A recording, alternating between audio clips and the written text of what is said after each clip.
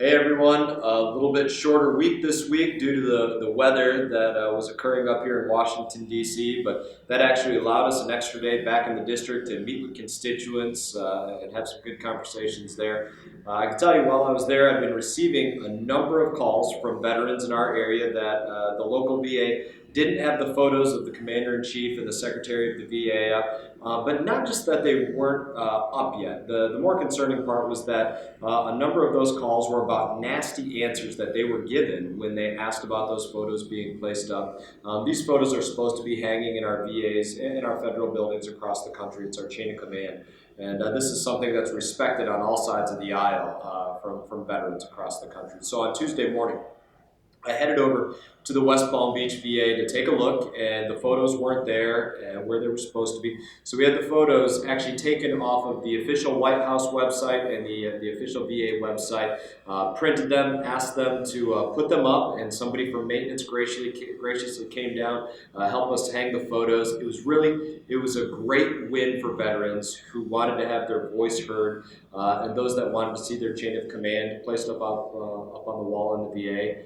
Everybody was respectful while we was there. It came away as a great opportunity.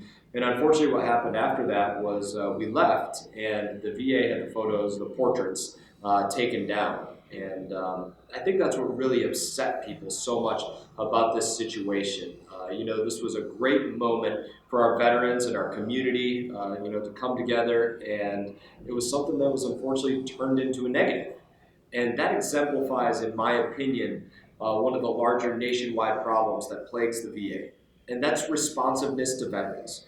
The veterans in the VA, they saw an issue and they wanted to get something done about it, and they came up with a common sense solution, and it ended up essentially being turned on them. And that's what we are when we're veterans. We see a problem, we fix it promptly, and we move on. And that's unfortunately not how our federal government works all too often. I hope I can do something to change that. This is also, it really gets at the heart of how I try to operate. My justifications for the decisions that I make while I'm here in Washington, it's this. I look at things and I say, are they constitutional?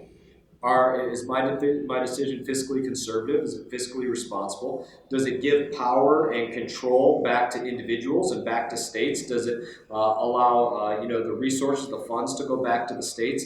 And is what I'm doing common sense? And that's how I try to look at everything. And after hearing about what was happening there in West Palm, we essentially learned that this was something that was happening across the country, that other people in other VAs were facing similar issues. Now, in the end, we got the right thing done, and the VA and the White House and all of the veterans came together, and we addressed those concerns, and we got the portraits rehung in the West Palm Beach VA. So I want to say thank you to our veterans that were there that played a role in this. I want to say thank you to the West Palm Beach VA, and I want to say thank you to the White House for all coming together to get the job done. Sometimes it works out in that way. Now there was other things that were going on this week too. Meanwhile, on the floor, we voted on a number of bills to actually help improve some of the problems at the Veterans Affairs. We passed the VA Accountability First Act on Thursday, and that allows the Secretary of the VA to essentially remove, demote, or suspend VA employees who aren't doing their job. And this bill, it also provides a lot of improved protections for whistleblowers at the VA. It takes other steps to improve accountability at the VA. It was a good bill, and it's a step in the right direction towards being accountable to our veterans. And that has to be the job of the VA, is serving veterans above everything else. We also passed the Veterans Second Amendment Protection Act. And the purpose of that act is to prevent veterans' Second Amendment rights from being taken away without due process. And let me say that key phrase again, to prevent veterans' Second Amendment rights from being taken away without due process. That's the important term there. If you've ever fought for our country, you've carried a firearm across the battlefield to protect the United States of America, it's not justified to simply take away your right to bear arms. There is a due process in place, and if that's going to happen, there needs to be a specific determination made by a judge on a case-by-case basis. There should not be blanket legislation layered on veterans, in my opinion. Veterans who serve this country honorably should never be arbitrarily placed on a roll with criminals. That is insulting and it's unconstitutional. And I simply will never be one that stands for that. This actually led to an exchange that I had on the House floor with two of my colleagues during debate, where unfortunately they were throwing around the term very loosely crazy when they were talking about veterans who face issues like post-traumatic stress. And I called on them to apologize for it at the end of this debate, and one of them apologized to me, and the other one doubled down on his statements, stating that he will not apologize and that, quote, crazy is crazy. And this is the kind of slope that we get onto, and the kind of slope that we can't allow ourselves to get onto to start throwing around terms like that. My friends who face post-traumatic stress, those who've spent years surrounded by death on the battlefield, they're not crazy, as my colleagues suggested. They're men and women who love their country, and they don't deserve that sort of ridicule. And this is exactly the kind of thing, exactly the kind of loose speaking that could drive somebody to suicide. Now, I guess I'll just leave that one on that. You know, we also did a lot of other work on the VA. On Friday, we passed HR 1367. This was to provide the VA with tools that they need to hire and retain top-notch workforce.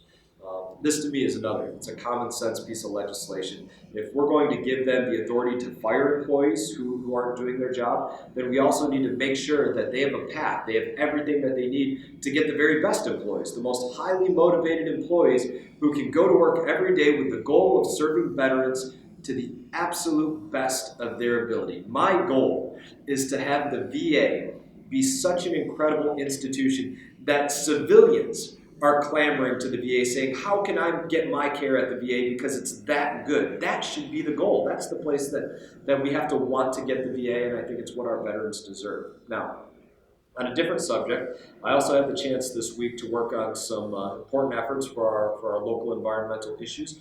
On Wednesday, I joined a resolution calling for economically viable solutions to climate change. And, you know, look, as Secretary of Defense and former General Mattis has said, climate change is a challenge that requires a whole of government's response.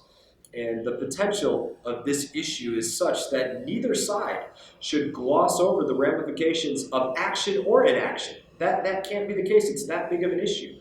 And I want to make progress to protect our environment. It's critical that people on both sides of the aisle speak out about the relationship between our environment and between our economy. And on Friday, I led a letter with a number of bipartisan members of the Florida delegation asking President Trump to convene an Everglades Restoration Task Force. In his address before Congress last month, he called for bolstering our nation's infrastructure. And for me, there is no single infrastructure project that I can think of that's more important than restoring our Everglades and fixing our water quality issues there on the Treasure Coast. I'm going to be continue to work with everybody who's willing to do that hard bipartisan problem solving needed to get the job done. And as always, I just want to say, thank you for a couple of things.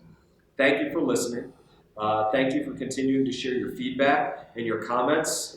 As hopefully you're realizing, I read them, I listen to them, I respond to them, and I take them to heart. And as always, I want to tell you all, it's an honor to serve you in Congress. And I'll look forward to seeing you all back around the district.